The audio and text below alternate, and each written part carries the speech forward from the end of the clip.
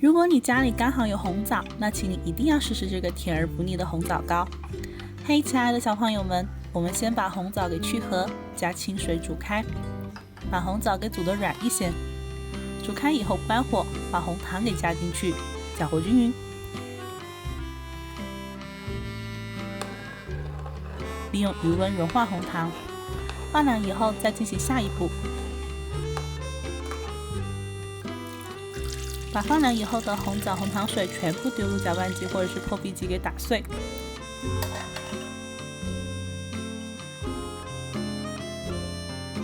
打碎以后呢，就是这样一个糊状。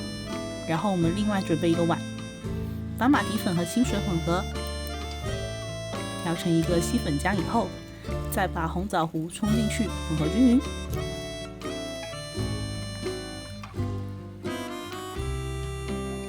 这样就准备好红枣糕的糊糊啦。我会把这个糊糊放进量杯，这样待会倒的时候方便卫生。把水煮开以后再蒸。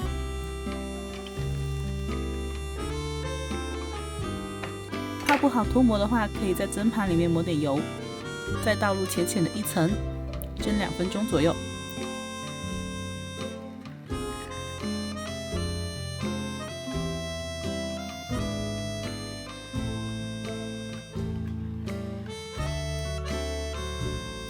看到变得微微透明了，就继续添加粉浆，一层一层的去蒸，会更容易熟透。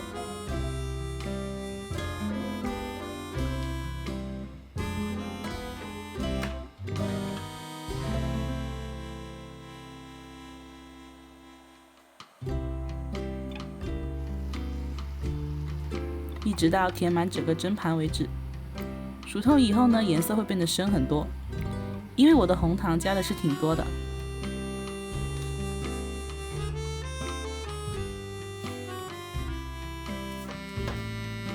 彻底放凉以后就会凝固成膏，这就是我们的红枣糕啦。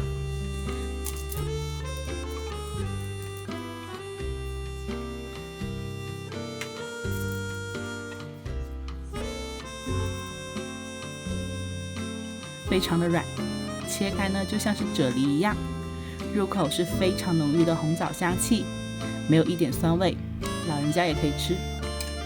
喜欢这个视频别忘了帮我点个小赞，拜拜。